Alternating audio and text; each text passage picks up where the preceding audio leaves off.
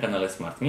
Dzisiaj mamy dla Was kolejną recenzję i ponownie jest to recenzja bramki. Tym razem mamy dla Was Mi Hub V3, czyli najnowszą bramkę od Xiaomi, która pojawiła się w połowie 2019 roku. I chcemy Wam dzisiaj pokazać wszystkie jej plusy, jej wady, to jak wygląda w aplikacji, wszystko co będziecie potrzebować, jeżeli zastanawiacie się nad tym, czy warto ją kupić. Więc serdecznie zapraszamy. Zacznijmy od tego, jak sama bramka wygląda. Czyli jak widzicie, bramka jest niewielka i bardzo duży plus w stosunku do Aquara Hub. Nie musi już być przyczepiona do gniazdka i trochę straszyć. Mamy z nią taki oto kabelek. Niestety jest to mikro USB, a nie USB-C. Nie wiem dlaczego, ale ok. Tutaj jak widzicie, dalej jest adapter, który musicie wsadzić. Tak naprawdę też trochę tego jest, ale możecie to sobie schować za szafką, czy gdziekolwiek chcecie. A wizualnie będzie wychodzić tylko sama bramka, która jest naprawdę atrakcyjna. Tak naprawdę bramka posiada jeden przycisk, który jest tutaj. Używacie go na przykład właśnie do uruchomienia bramki albo pomaga Wam czasem przy parowaniu. Tutaj jest taka minimalna, nawet jej chyba na filmie nie zobaczycie, lampka, która nam miga na zielono lub na żółto lub na niebiesko, w zależności od tego, czy paruje, czy ma na przykład jakiś problem. Bramka nie posiada żadnego głośnika, ma taki głośniczek, który pipczy, tak bym to nazwał, i jest to czasami naprawdę irytujące, szczególnie jeżeli nie wiemy za bardzo, o co ich chodzi. Ale jeżeli chodzi o to, żeby kogoś odstraszyła w formie alarmu, to nie. Powiem szczerze, że gdybym był włamywaczem, to pewnie bym jej nawet nie usłyszał, więc nie patrzymy na to jak na alarm. Poza tym sama bramka w stosunku do Aquara Hub ma nowsze Zigbee, więc to jest zawsze fajne. Mamy większą ilość urządzeń, którą możemy do niej podpiąć, 64, więc całkiem nieźle.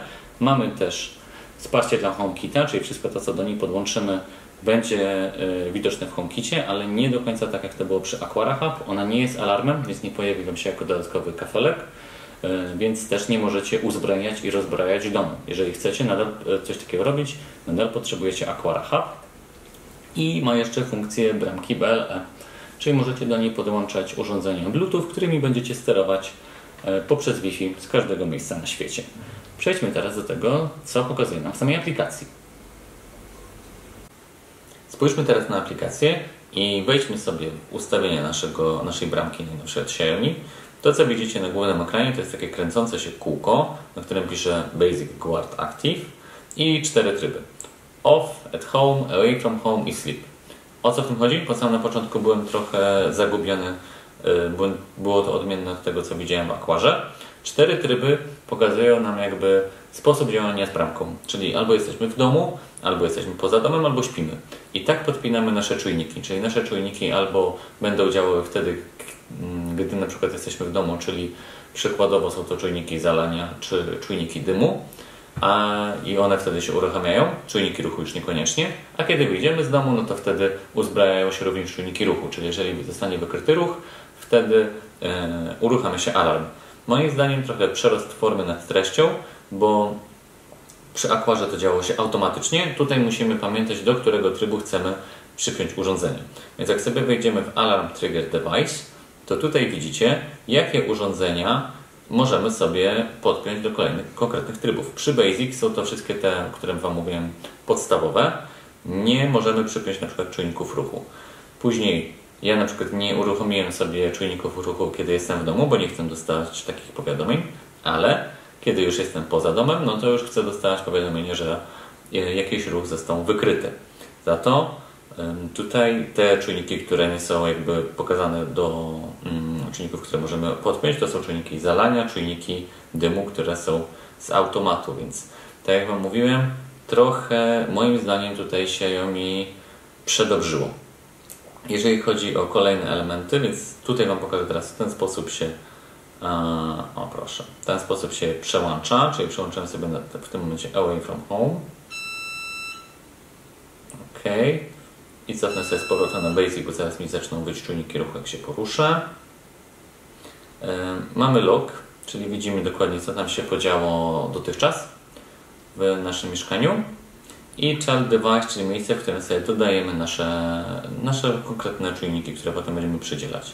Czyli tutaj mamy na dole taki duży niebieski guzik i sobie po prostu klikamy kolejny sprzęt, który chcemy dodać do bramki. To jest tak naprawdę główny ekran, na którym będziemy działać. W ustawieniach takich zwykłych od huba, co możemy sobie zobaczyć?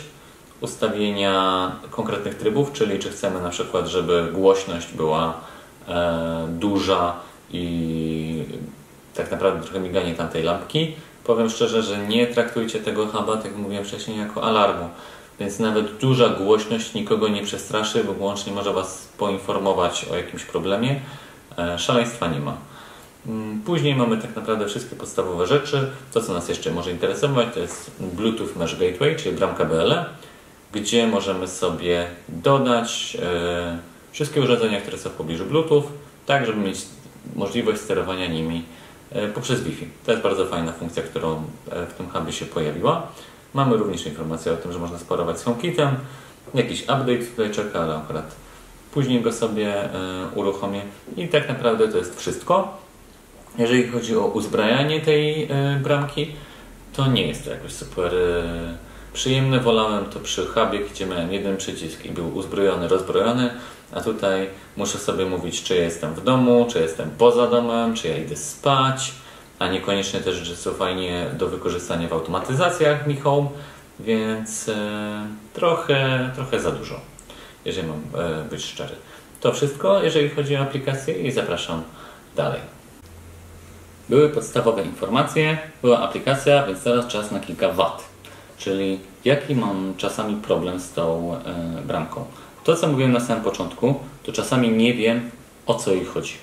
Czyli ona w pewnym momencie zaczyna, nie wiem, czy ona się rozparowuje, ale zaczyna po prostu sobie wydawać te swoje dźwięki, które nie zawsze wiemy, o co jej chodzi.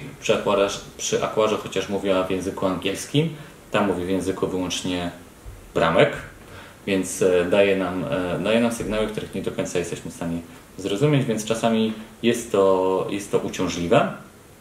Poza tym trochę brakuje mi tego, o czym mówiłem wcześniej, czyli nie mogę uzbroić domu, nie mogę go również rozbroić, więc to są dla mnie minusy. Poza tym bramka jest naprawdę fajna. Jeżeli chodzi o stabilność, to jest naprawdę dobrze, lepiej niż w Aquarze i szczerze ją polecam. Jeżeli zastanawiacie się, czy ta bramka, czy Aquara Hub, to zapraszam Was do dedykowanego filmu, gdzie porównaliśmy te dwie bramki od Xiaomi i mam nadzieję, że ten film Wam się podobał. Serdecznie zapraszam Was na pozostałe filmy na naszym kanale i powodzenia w budowaniu Waszego smart domu.